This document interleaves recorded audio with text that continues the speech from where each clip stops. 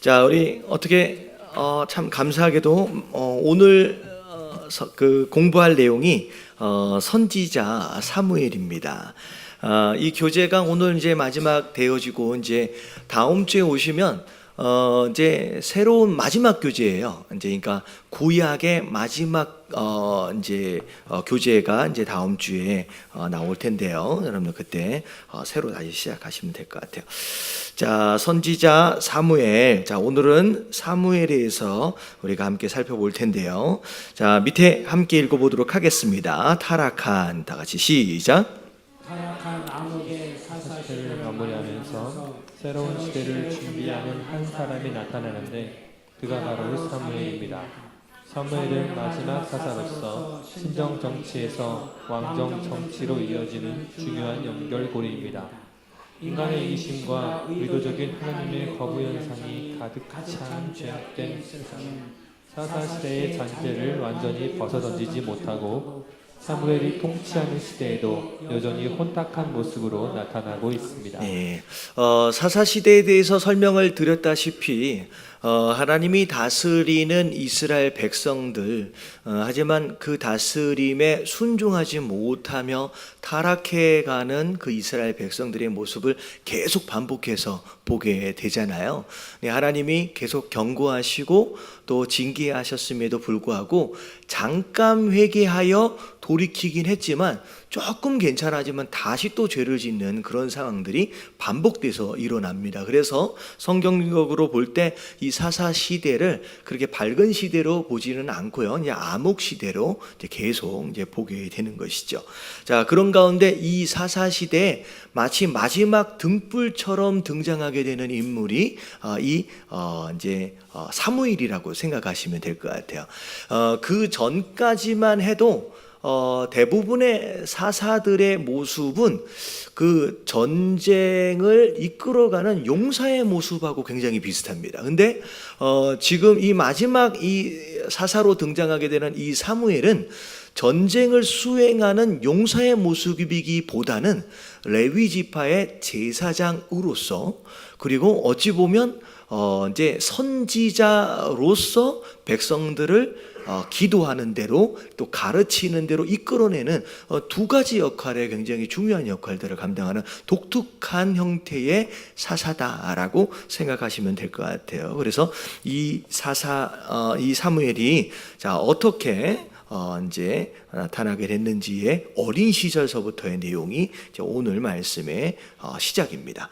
자, 소년 사무엘이라고 나와 있어요. 사무엘의 어린 시절의 모습은 어떠했느냐? 자, 우리가 조금 전에 1장서부터 쭉 읽어왔던 것처럼 이 한나와 남편 이름이 뭐였는지 혹시 아세요? 엘가나와 한나는 사실 이제 레위 지파라고 생각하시면 될 것 같아요.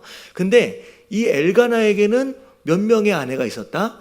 2명의 아내가 있는데 한나와 분인나예요. 근데 분인나는 이제 자식을 낳는데 한나만 자식을 낳지를 못하지요.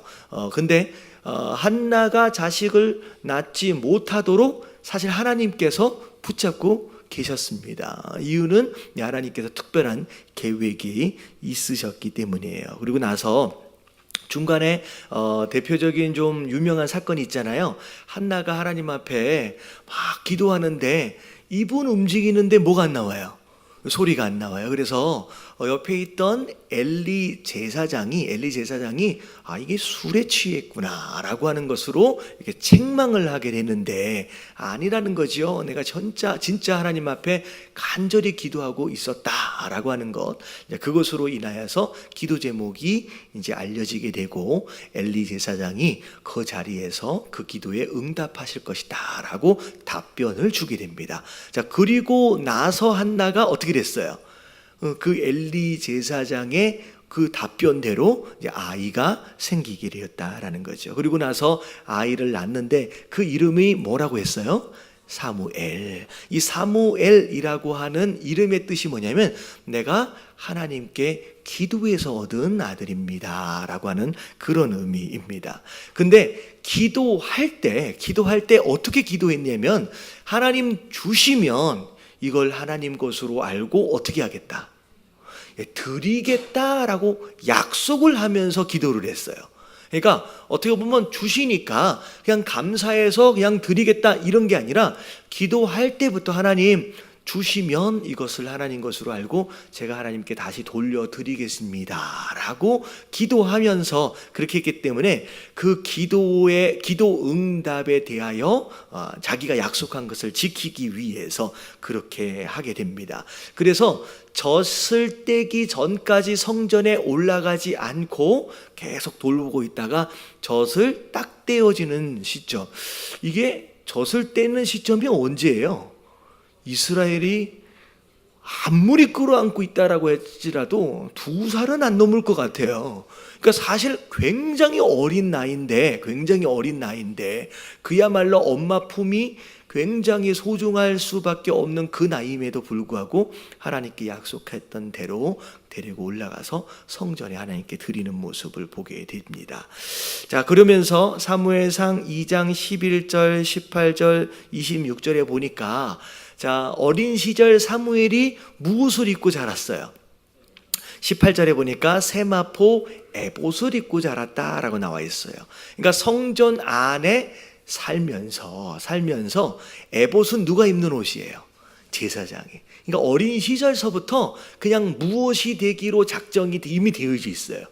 그러니까 제사장이 되기로 작정이 되어진 가운데 그 옷을 입고 자라나는 그런 모습을 보게 됩니다. 그러면서 26절에 보니까 뭐라고 나와 있냐면 그런 이 사무엘이, 자, 다 같이 시작. 아이 사무엘이 점점 자라매 여호와와 사람들에게 은총을 더욱 받다. 예, 하나님께 뿐만이 아니라 사람들에게도 은총을 받는 어떻게 보면 사랑을 받는 거예요. 그런 사랑을 받는 그런 아이로 성장하게 됩니다. 자, 그러면서 나중에 이제 많이 성장을 하고 난 뒤에 3장 19절에 보면 사무엘이 어떤 사람이 됐는지를 보세요. 자, 19절 같이 시작. 사무엘이 자라매 여호와께서 그와 함께 계셔서 그의 말이 하나도 땅에 떨어지지 않게 하시니. 예, 그의 말이 하나도 땅에 떨어지지 않는다라고 하는 것은 곧 뭘 의미하느냐? 선지자라는 이야기가 되는 거예요. 그러니까 말을 하는 것마다 그대로 다 이루어진다는 거죠. 이게 바로 선지자, 선견자의 모습을 이제 상징적으로 이야기를 하고 있는 겁니다. 자, 밑에 팁을 한번 읽어보면, 자, 사무엘은 시작. 사무엘은 하나님이 구별하신 사람입니다. 어릴 때부터 하나님을 사랑하며 하나님과 깊은 교제를 가졌던 사람이었습니다. 어려운 시대를 위해 준비된 하나님이었습니다. 자, 이게 하나님이 아니라 사람이었습니다. 이게 잘못 쓰셨어요. 자, 어릴 때부터 시작. 어릴 때부터 하나님을 닮아가는 훈련은 미래의 리더로서 중요한 준비가 됩니다. 네, 그래서 어떻게 보면 믿음을 갖게 되는 다양한 어떤 그 통로, 그 뭐라 그럴까요? 방식들이 좀 있을 수 있을 것 같지만 특별히 본인이 이렇게 모태신앙이나 어렸을 때부터 믿음을 가지고 부모의 어떤 믿음의 영향을 받으며 성장하신 분들 같은 경우에는 여러분 그 부분들에 대해서 많이들 그렇게 이야기하시는 분들이 계세요. 뭐 모태신앙을 가지고 못된 신앙, 모태신앙, 뭐 아무것도 못한다 그래가지고 모태신앙 뭐 이렇게 얘기를 한대. 근데 별로 이거는 이제 별로 좋은 이야기는 아닙니다. 그러니까 사실은 어린 시절서부터 은혜를 경험하고 말씀을 경험하고 부모의 기도 아래서 그렇게 성장되어진다라고 하는 거, 어떻게 보면 그것도 어떻게 보면 특별히 허락하시는 하나님의 축복들 가운데 하나이죠. 그래서 여러분들 스스로 그렇게 잘하신 분들이 계시면 여러분 그것에 대해서 여러분 감사할 필요가 있고요. 그리고 이미 여러분들이 믿음을 가진 자로서 여러분들의 자녀들을 여러분 특별한 그런 은혜 가운데 키워가기 위해서 부모 되어진 자들로 그렇게 여러분들의 신앙을 이어주기 위한 노력들이 사실 필요하다라는 생각이 들어져요. 그래서 사무엘이 갑자기 어쩌다가 그렇게 생겨난 사람이 아니라 특별히 어린 시절부터 그 하나님과의 교제, 그 하나님과의 예배와 이 만남이나 이런 것들 통하여 아름답게 성장할 아주 대표적인 예다라고 생각하시면 좋을 것 같아요. 그래서 사실 저희 교회에서 특별히 이렇게 아이들에 대한 교육에 대하여 굉장히 중요하게 생각하고 있는 것들 가운데 하나가 뭐냐면, 이미 성장을 많이 해버리고 난 뒤에 여러분들 말씀을 막 듣고 막 성령 충만도 받고 막 하는데 여러분 잘 변해요, 안 변해요? 이게 되게 쉽지가 않은 것 같아요. 왜냐하면 뭐 20년, 30년, 40년 살아오다가 이미 우리가 죄 속에서 많이 길들여져 버린 것들이 많아요. 습관처럼 인이 배긴 것들이 많아요. 근데 이것을 뽑아내고 이것을 갈아엎는 것 자체가 사실 쉽지가 않는 것 같아요.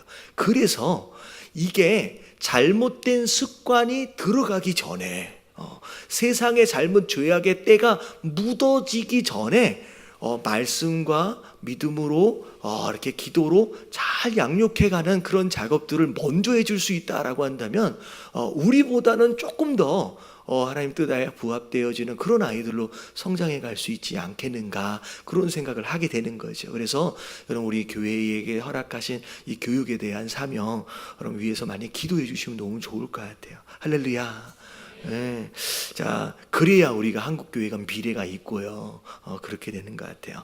자, 그렇게 자란 이 사무엘. 자, 이 사무엘은 특별히 뭐 하는 사람이었을까? 자, 뭐 하는 사람이었대요? 여러분, 기도하는 사람이었어요. 자, 밑에 한번 읽어볼게요. 사무엘은 시작. 사무엘은 최후의 사사이면서 최초의 선지자입니다. 그는 지금의 신학교 같은 선지학교를 만들어 주의 종들을 길러내는 일을 했습니다. 기도의 사람으로 언제나 하나님과 교제를 쉬지 아니하며 하나님의 뜻을 백성에게 전하였습니다. 왕이 없는 사사시대에 사무엘은 왕으로서, 제사장으로서, 선지자로서 삼중적인 사명을 감당하며 이스라엘을 이끌어갔습니다. 한 나라의 미래는 정부 관리에게 달려있는 것이 아닌 믿음의 사람에게 달려 있습니다. 네, 어찌 보면 성경 안에 등장한 그 인물들 가운데 특별히 하나님 앞에서 범죄를 했거나 특별히 뭐 잘못된 것으로 인하여 징계를 받았거나 이런 흔적이 거의 없는 주의 종들 가운데 하나예요. 심지어 다윗도 범죄하고 징계도 받고 막 그랬거든요. 근데 사무엘 같은 경우에는 어린 시절서부터 그가 하나님이 이제 데려가시기 전까지의 삶을 쭉 보면 특별히 하나님 앞에서 범죄를 했다든지 불순종을 했다든지 그런 오점들을 남긴 흔적들이 거의 없을 정도로 그야말로 하나님 마음에 딱 들고 하나님 말씀에 끝까지 순종하며 마지막까지 그렇게 살아간 그런 굉장히 중요한 인물들 가운데 하나입니다. 그래서 특별히 이 사사시대에 이 세 가지 역할을 다 감당하는 이제 어떻게 보면 레위 지파의 제사장으로서 당연히 제사장의 역할을 감당했고요. 그 전체의 나라를 사실은 나중에 보면 블레셋과의 전투가 있었을 때도 사람들을 전부 다 모아가지고 군사들을 다 모아가지고 함께 기도하게끔 하고 그리고 기도하게끔 한 다음에 전쟁에 나서 전쟁을 이기도록 만드는 왕의 역할도 감당하고 그리고 선지자로서 그 다음에 이제 다음 세대를 위한 영적 지도자들을 막 가르치고 하는 또 그런 역할들까지 감당하는 다양한 역할들 그리고 다음에 왕들까지 세우는 그런 복합적인 역할들을 감당했던 사람이 이 사무엘입니다. 그래서 한때는 미국에서도 데이빗이라고 하는 이름과 더불어 선풍적인 인기를 누렸던 남자아이들 이름이 뭐였냐면 사무엘이었어요. 왜냐면 사무엘은 실수한 게 별로 없어. 죄 지은 게 없어요. 그냥 처음부터 끝까지 진짜 순수하게 그렇게 하나님 앞에 쓰임 받다가 그대로 하나님 앞에 부르심을 받은 진짜 귀한 깨끗한 종이었거든요. 그래서 이런 모습들을 보면서 저는 우리의 자녀들을 위해서 기도할 때 하나님 뭐 다윗도 좋을 수 있고 모세도 좋을 수 있지만 어떤 모습이었으면 좋겠냐면 사무엘처럼 어렸을 때부터 주님 부르시는 날까지 깨끗하고 순결하게 주님 앞에 쓰임받는 그런 아이들이 됐으면 좋겠습니다. 여러분 부모 되어진 자로서 기도할 때 굉장히 모델이 되면 참 좋을 만한 어떤 그런 인물들 가운데 하나예요. 여러분 기도 제목에 한번 넣어보시면 좋을 것 같아요. 할렐루야. 이게 되게 괜찮은 사람이에요, 이 사람이. 그래서 자, 사무엘은 하나님의 충성된 사람이었어요. 근데 그 사무엘이 그렇게 처음부터 끝까지 거의 완벽하리만큼 그렇게 쓰임받을 수 있었던 비결 중에 하나가 뭐냐? 그냥 딱 한마디로 모아는 사람이었다는 거예요. 여러분, 기도하는 사람이었다는 거예요. 여러분, 기도하는 사람은 여러분, 하나님 붙들어 주시거든요. 하나님의 뜻을 정확하게 알거든요. 그래서 흔들림이 별로 없어요. 그래서 자, 이게 심지어 사무엘상 12장 23절을 보면 자, 이렇게까지 말하고 있어요. 사무엘이 스스로 얘기한 내용이에요. 같이 한번 읽어봅니다. 시작. 여호와 앞에 결단코 범하지 아니하고 선하고 의로운 길을 너희에게 가르칠 것인지. 네, 이스라엘 백성들이 사무엘에게 막 나와가지고 우리를 구해달라고 기도해달라고 막 얘기하니까 사무엘이 오히려 거꾸로 하는 얘기가 뭐냐면, 나는 기도하는 걸, 쉬는 걸 뭐로 간주한다? 죄라고 간주한다는 거예요. 왜냐하면 기도하지 않으면 우리 마음대로 가는 거예요. 내 뜻대로 가는 거예요. 여러분, 기도하지 않고는요, 여러분, 하나님의 뜻을 알 수도 없을 뿐만 아니라 순종 자체도 안 되는 거예요. 왜냐하면 하나님 뜻을 알지도 못하는데 뭐에 순종할 수 있겠느냐는 거죠. 그래서 방향을 알 수 있는 것조차도 기도하는 것이고요, 그 방향을 알고 순종할 수 있는 것도 무엇을 통하여? 기도하는 것을 통하여 능력을 얻고 거기에 또 순종하는 거죠. 그래서 이 사무엘이 끝까지 하나님 앞에 쓰임받을 수 있던 비결이 무엇이었느냐? 사실 사무엘은 나도 저런 사람처럼 돼야지 라고 생각할 수 있는 롤 모델이 있었다 없었다? 그러면 사무엘은 롤 모델이 없었어요. 심지어 가장 가까운 곳에 있었던, 어린 시절 그를 돌봐줬던 엘리 제사장은 그야말로 잘못된 제사장의 대표적인 예예요. 자녀들이, 두 아들, 홈니와 비니아스, 이 두 아들이 하나님께 바쳐지기도 전에 재물을 어떻게 했어요? 갈고리로 그냥 끄집어내고, 심지어 안 됩니다 라고 얘기했을 때 강제로 깡패를 동원해가지고 뺏어오는 정도로, 아주 이건 제사장이 아니에요. 그냥 조폭 수준의 제사장 아들들을 데리고 있었어요. 근데 분명히 하나님 뭐라고 얘기하세요? 네가 나보다 네 아들을 더 중요하게 생각하구나. 그래서 아들이 잘못하고 있음에도 불구하고 책망하지 않았어요. 훈계하지 않았어요. 경고했음에도 불구하고 말 듣지도 않았어요. 나중에 이제 우리 사무엘 상하를 쭉 읽어 내려가다 보면 읽게 되는 엘리가 어떻게 죽어요? 홈니와 비니아스가 제사장 막 들고 언약궤 들고 나가서 지금 가서 전쟁이 이제 패하고 뺏겨버리고, 그러고 나서 그 소식을 듣고 엘리 제사장 어떻게 돼요? 깜짝 놀라서 의자에서 넘어져 가지고 그냥 뇌진탕으로 죽어버리는 거예요. 그냥 목이 부러져서. 하나님 뭐라고 말씀하세요? 네 가문 안에는 뭐가 없도록 만들어버리겠다? 노인이 없도록 만들. 이 얘기는 다 젊어서 다 죽는다는 얘기예요. 근데 그 제사장 밑에서 자랐어요. 그러니까 롤 모델이 없어요.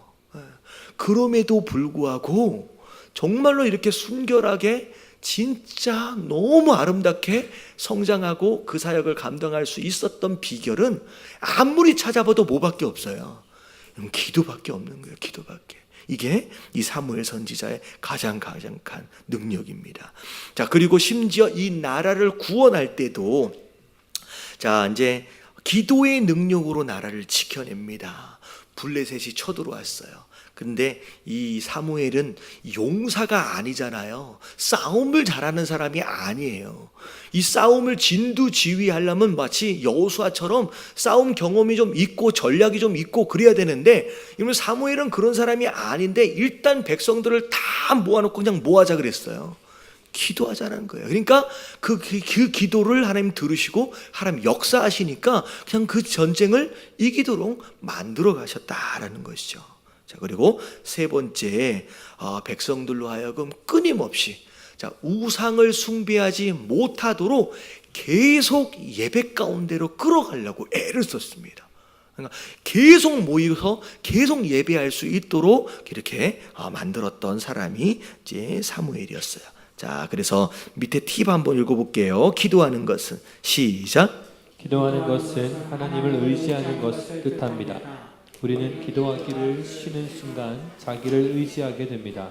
기도는 항상 해야 합니다. 어쩌다 하는 기도는 하나님이 절대적이지 않다는 말과도 같습니다. 사무엘은 기도하는 것을 쉬는 것은 죄라고 말했습니다. 이미 기도가 멈춰버린 삶은 하나님과 교제가 끊어진 삶입니다. 기도로 쉬는 것은 하나님을 망각하고 사는 생활을 의미합니다. 네, 기도 안에 간구가 있지만 간구가 기도의 전부는 아닙니다. 왜냐하면 기도는 하나님과 대화하는 것이고 하나님과 교제하는 거예요. 그래서 우리가 하나님 앞에 기도한다라고 했을 때 우리가 하나님 내가 뭐가 필요합니다 라고 하는 간구로 끝내버리시면 안 되고요. 내가 진짜 이 기도의 과정들을 통해 내가 하나님과 얼마나 대화하고 있는지, 그래서 이 대화고 교제다라고 하는 개념에서 생각을 할 때는 어떻게 보면 무릎을 꿇고 앉아서 하는 기도, 여러분 이 시간도 굉장히 중요해요. 여러분 이걸 전혀 안 하면 안 됩니다. 근데 이게가 무릎을 꿇고 있는 시간 외에도 우리가 충분히 하나님과 대화하며 교제할 수 있어요. 그래서 어떤 일이 있을 때 하나님 앞에 물어보시고 하나님께 알려드리는 가운데 하나님 도와주세요. 하나님 내가 이걸 하려고 그러는데 어떻게 생각하세요? 여러분 그렇게 여러분 이런 거예요. 이 아이들이 부모하고 지금 제가 이제 지금 곧 이제 36개월이 돼요. 브랜든이 이제 36개월이 되는데 얘가 맨 처음에 아빠하고 엄마하고 말이 돼요, 안 돼요? 안 되거든요. 이게 어떻게 해서든 알아들으려고 부모가 애를 써야 돼요. 이게 말이 잘 안 돼요. 근데 신기하게 얘가 계속 대화하려고 애를 씁니다. 이렇게도 말을 만들어보고 저렇게도 말을 만들어보고. 근데 심지어는 요즘에 얘기를 들어보면 지 혼자서 스토리를 막 만들어. 있지도 않았던 이야기인데 자기 혼자서 스토리를 막 만들어가지고 벌써 소설을 쓰기 시작했더라고요. 사실은 거짓말인데 근데 자기 딴에는 소설을 지금 쓰고 있는 거예요. 근데 이게 계속 반복해서 하다 보면 점점 대화가 되기 시작해요. 내가 하나님 앞에 막 대화하려고 막 교제하려고 하면 마치 혼자 있는 것 같이 아무 감동도 없고 아무런 음성도 안 들리고. 근데 신기하게 이걸 계속 꾸준히 6개월, 1년을 계속 해보세요. 그러면 하나님 감동하심이 있고요. 여러분 인도하심이 느껴져요. 여러분 이건 하면 할수록 느는 거예요. 여러분 영적으로 계속 기도를 하면요. 여기 이게 점점 민감해지면서 여러분 내가 하나님 제가 이걸 하는 걸 좋아하십니까? 라고 했을 때 하나님이 좋아하시는지 싫어하시는지도 심지어는 강력하게 느껴질 정도로, 심지어 어떤 분들은요 나는 너무 원했는데 하나님 좋아하세요 라고 하니까 온몸에 소름이 쫙 돋으면서 하나님이 너무 싫어한다는 것을 그냥 확 느껴지더라는. 그러면 안 되겠구나. 여러분 이게 하나님과 계속 반복적으로 대화하려고 시도하고 교제하려고 애를 쓰는 가운데 점점 익숙해지는 거예요. 근데 여러분 한국 성도님들은 여러분 이게 익숙하지가 않아. 이건 어떤 분들은 전통적인 교회만을 다녀보신 분들은 이거 생전 처음 듣는 얘기처럼 들려질 수 있는데 여러분 그렇지 않아요. 여러분 하나님은 오늘도 여러분들과 함께 이야기하고 싶으신 줄로 믿습니다. 그분의 뜻을 막 알려주고 싶으세요. 그래서 우리가 조금만 노력하면 여러분 하나님 감동도 주시고 느낄 수 있도록 하나님 허락하신다는 거예요. 그래서 사실은 이 기도가 이 소위 말하는 맛이라는 게 있어. 여러분 이게 기도하시는 분들이 이게 뭔 얘기인 줄 알아요. 이 기도가 맛이 있다고 이게 맛을 한번 들이면 이게 중독이 돼서요. 이게 끊어지지가 않아요. 여러분 우리 예담교회 성도님들은 여러분 말씀으로 막 충만해지는 가운데 이런 하나님과의 교제, 여러분 기도의 맛을 한번 들여보시고 여러분 이런 교제 안에서 신앙생활을 할 수 있는 저와 여러분들 되시길 주님의 이름으로 축원합니다. 자, 그래서 교제가 끊어지면 안 돼요. 그런 가운데 자 이제 3번을 보니까 이런 사무엘이 있었는데 갑자기 백성들 마음 가운데 이상한 생각이 들어간 거예요. 자, 왕을 요구하는 백성들인데, 자, 하나님은 거기 한번 읽어볼게요. 다 같이 시작. 하나님은 당신이 선택한 이스라엘만큼은 이방 나라들과는 다른 방식으로 나라가 형성되어 나가길 원하셨습니다. 하나님이 원하시는 나라 통치 방식은 무엇입니까? 예, 누가 다스리는 나라예요? 여러분, 하나님이 다스리는 나라예요. 근데 사람은 눈에 보이지 않는 것들에 대해서 굉장히 불안해합니다. 그러니까 눈에 보이는 것들에 대하여 막 갈망함이 있는 거예요. 여러분, 하나님이 나를 공급해 주실 줄 알고 하나님이 나를 채워 주실 줄 알지만 당장 눈에 안 보이면 굉장히 불안해지는 거죠. 이게 숫자로 내 계좌에 들어와 있으면 안전하게 느껴지는데, 여러분, 이게 안 들어와 있으면 괜히 이제 불안해지는 거죠. 그러니까 눈에 보이는 것에 집착하게 되는 인간의 본성, 그것으로 인하여 눈에 보이는 왕을 요구하기 시작합니다. 근데 여러분, 요구할 때 사실 7절 말씀을 잘 보면 어떤 내용이 나오느냐, 한번 7절만 한번 읽어볼게요. 자, 다 같이 시작. 여호와께서 사무엘에게 이르시되 백성이 내게 한 말을 다 들으라. 이는 그들이 너를 버림이 아니요 나를 버려 자기들의 왕이 되지 못하게 하리라. 자, 하나님이 뭐라고 느꼈느냐? 지금 너를 버리는 게 아니라는 거예요. 지금 사실 하나님이 누구를 통하여서 이스라엘을 다스리고 계세요? 이 사무엘을 통하여 이스라엘을 다스리고 계시는데, 백성이 왕을 요구하는 이 이유가 사무엘이 아니라서 사무엘을 버리고 새로운 왕을 뽑자는 얘기가 아니라 어떤 내용이 나오느냐? 자, 5절을 보면 그에게 이르되 보소서 당신은 늙고 당신의 아들들은 당신의 행위를 따르지 아니하니 모든 나라와 같이 우리에게 왕을 세워 우리를 다스리게 하소서. 그러니까 사울에 대한 신뢰는 이미 있는 거예요. 사울이 너무 잘 다스렸거든요. 근데 사울이 이미 늙었어. 그러다 보니까 이제 사울이 죽으면 이 나라는 어떻게 되겠느냐는 거죠. 아니. 사무엘. 자, 다시. 사무엘이 죽으면 이 나라를 누가 다스리겠냐는 거죠. 근데 그 사무엘의 아들들을 보니까 싹수가 있어요, 없어요? 싹수가 없네. 얘네들한테 나라를 맡길 수 있는 상황이 아닌 거예요. 그러니까 이 사무엘 다음에 우리나라가 어떻게 될까라고 하는 것, 그럼 어떻게 보면 보이지 않는 하나님에 대한 신뢰가 없는 거죠. 그래서 하나님이 나를 버린 거다, 네가 아니다라고 말씀하시면서, 자, 그렇게 이제 이야기를 합니다. 그래서 사실은 사무엘이 끝까지 아니다라고 거부했는데 끝까지 이 백성들이 요구하게 됩니다.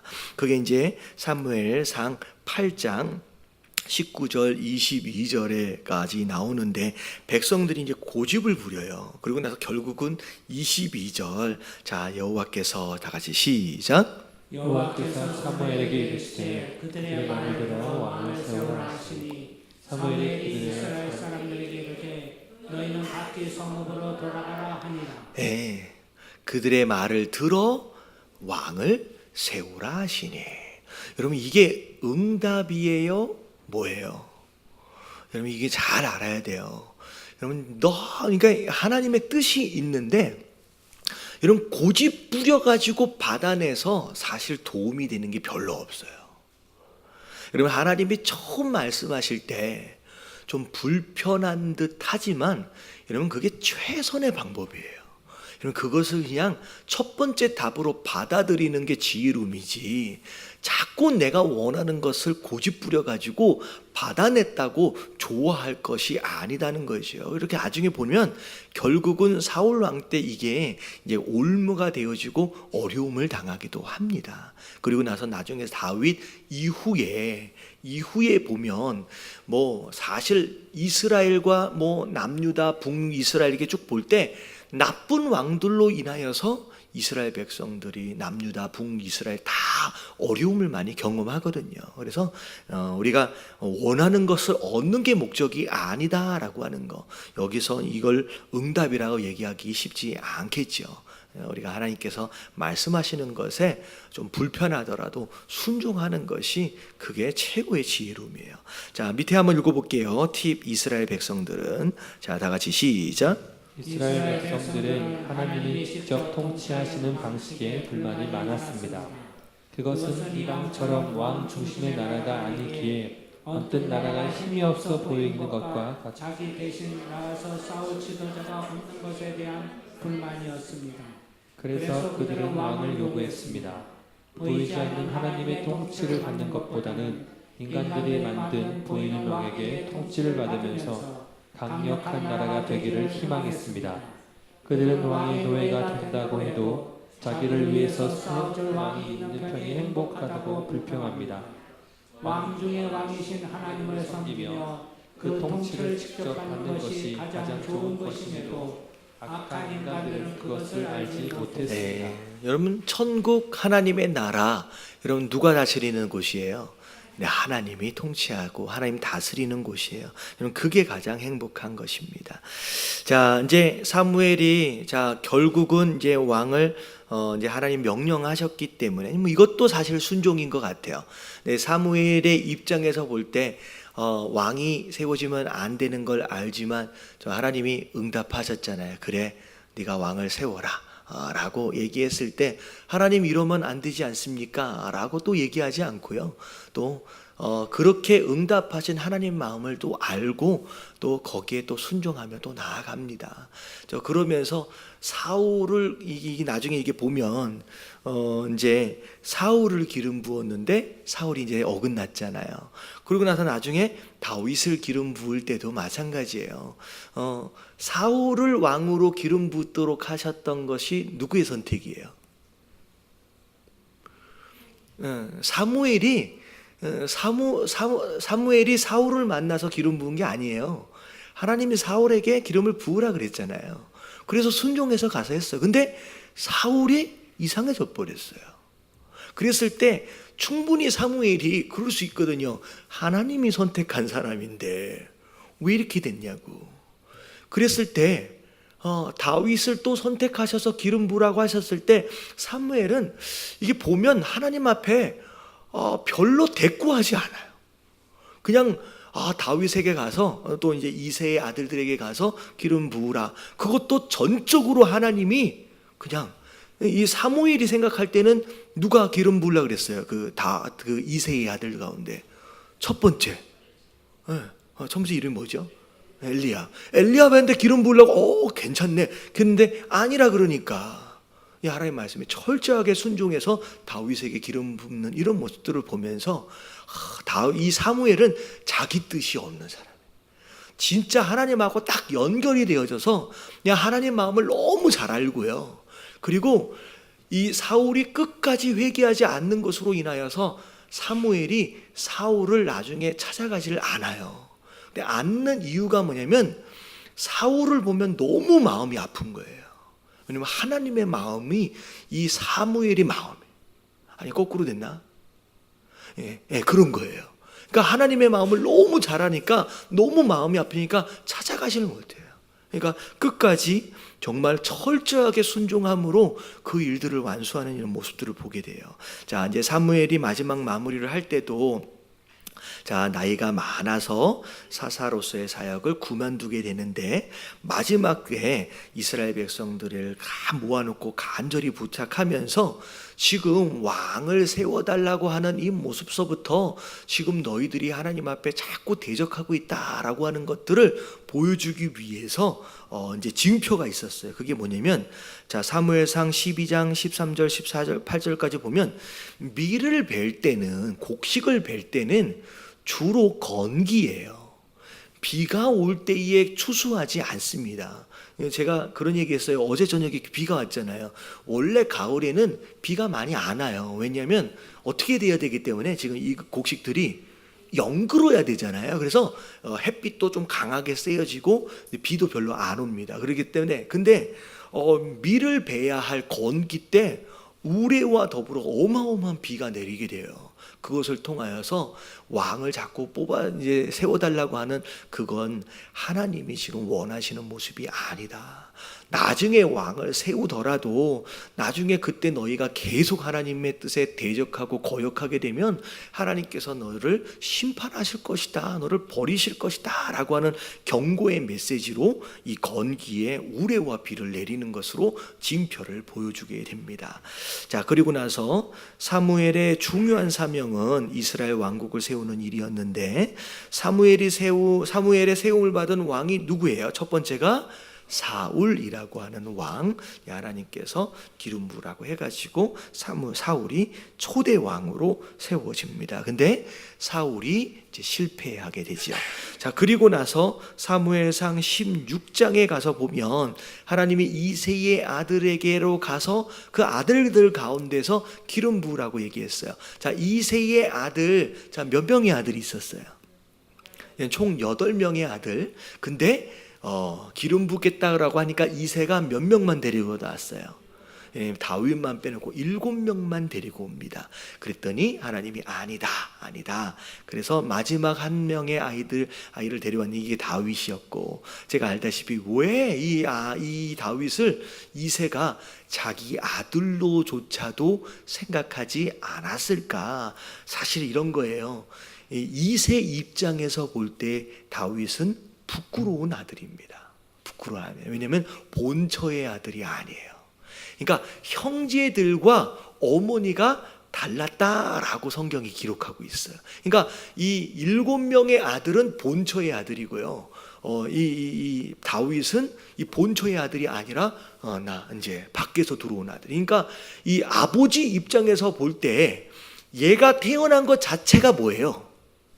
자기의 수치스러움이에요. 그러니까 가능하면 없는 셈. 그래서 누가 그런 얘기를 하던데, 이번에 추석 때가 되면 이게 대학을 진학하지 못했든지 취업하지 못한 아들들은 방에서 나오지 말라고 이렇게 집어넣었다고, 그렇게 뭐 그런 일들이 벌어지는 것처럼 이게 사실 이세 입장에서 볼 때 다윗은 굉장히 수치스러운 아들이었습니다. 근데 그 아들을 사실 하나님께서 뭘로 세우세요? 왕으로 세우실 뿐만 아니라 그 다윗을 통하여 누구를 내세요? 예수 그리스도를 이제 이 땅에 내려 보내십니다. 이런 모습들을 보면 이제 예수님의 족보를 우리가 아까 지금 읽기에 봤잖아요. 예수님의 족보를 이렇게 쭉 살펴보다 보면 참 잘난 사람들만 있는 게 아니라, 저런 모습의 사람들도 있구나. 심지어 기생도 있고요, 이방인도 있고요. 여러분 다윗은 여러분 밖에서 그렇게 낳은 아들이에요. 여러분 이런 서자와 같은 이런 아들, 그럼에도 불구하고 이런 아들들을 예수님이 이 땅에 오시는데 그렇게 족보 안에 넣으셔서 사용하셨다라고 하는 이런 모습들을 보면서 참 위로가 되어지는 게, 누구도 쓰임 받을 수 있다. 여러분 우리도 쓰임받을 수 있다라고 하는 어떤 그런 위로가 되어지는 것 같습니다. 그래서 하나님의 구원의 역사와 구원의 섭리는 우리가 아무리 못났다고 해서 예외되어지는 게 아니에요. 우리의 모든 죄악과 우리의 모든 열악한 상황, 연약한 상황들까지도 다 품으실 수 있는 게 그 구원의 역사이십니다라고 하는 걸 여러분 생각하시면 좋을 것 같아요. 자, 마지막 정리해 볼게요. 자, 사무엘은 다 같이 시작. 사무엘은 하나님을 저버리고 인간의 왕을 요구하는 백성을 위해 마지막까지 자기의 사명을 다합니다. 사무엘은 하나님의 말씀을 전하고 가르치고 기도하는 일을 쉬지 않았습니다. 사무엘은 무너져가는 이스라엘을 걱정하며 왕에게 기름 붓는 일을 합니다. 나라를 걱정하며 자기의 사명에 최선을 다하는 사무엘의 모습은 우리가 바라보아야 할 모습입니다. 왕이 세워지게 되면 장차 어떤 일이 일어날지를 알고 있음에도 불구하고 하나님이 기름 부으라라고 말씀하시니까 또 그 말씀에 순종하여 기름을 부으면서, 사실 되게 안타깝잖아요. 그럼에도 불구하고 끝까지 순종했던 이 사무엘의 모습, 그런 것 같아요. 내가 하고 싶은 일만 하는 건 순종이 아니죠. 어떻게 보면 잘못될 수도 있다라고 하는 것을 알면서도 그게 하나님의 명령하심이기 때문에 끝까지 그 자리를 지키고 그 일을 감당할 수 있는 사람, 여러분 이게 진짜 순종하는 사람입니다. 근데 이 순종은 뭐 하는 것으로만 무엇 하는 것으로 가능하느냐? 사실 기도하는 것으로 가능해. 그래서 예수님이 이 땅에서 3년 동안 공생애 생활 하시면서 그리고 마지막 십자가 사역을 감당하실 때를 잘 들여다보면요, 항상 큰 일이 있기 전 그리고 항상 큰 일이 있고 난 뒤에 예수님은 항상 어디로 올라가셨어요? 기도하기 위해 혼자 따라 올라가셨어요. 마지막 십자가를 지시기 전에도 올라가셨어요. 결국은 예수님이 철저하게 처음부터 끝까지 순종하는 삶을 완벽하게 살아갈 수 있었던 이유 중에 하나가 뭐냐? 예수님마저도 뭐 하시던 분이에요? 기도하시는 분이에요. 기도하시면, 사무엘처럼 기도하시면 하나님의 뜻을 알고 순종할 수 있는 진짜 그런 진짜 믿음의 사람들이 될 수 있습니다. 그래서 이런 말씀 충만과 더불어 하나님, 이번 지난주까지 계속 기름 부심에 대해서 이야기한 것처럼 하나님, 기도하는 사람 되게 하여 주시옵소서. 그래서 기도함으로 말미암아 사무엘처럼, 우리 예수님처럼 정말 순종함으로 하나님께 영광 돌리는 하는 그런 삶을 살아갈 수 있도록 해달라고, 우리가 항상 기도의 자리를 지켜야 될 줄로 믿습니다. 자, 기도합니다.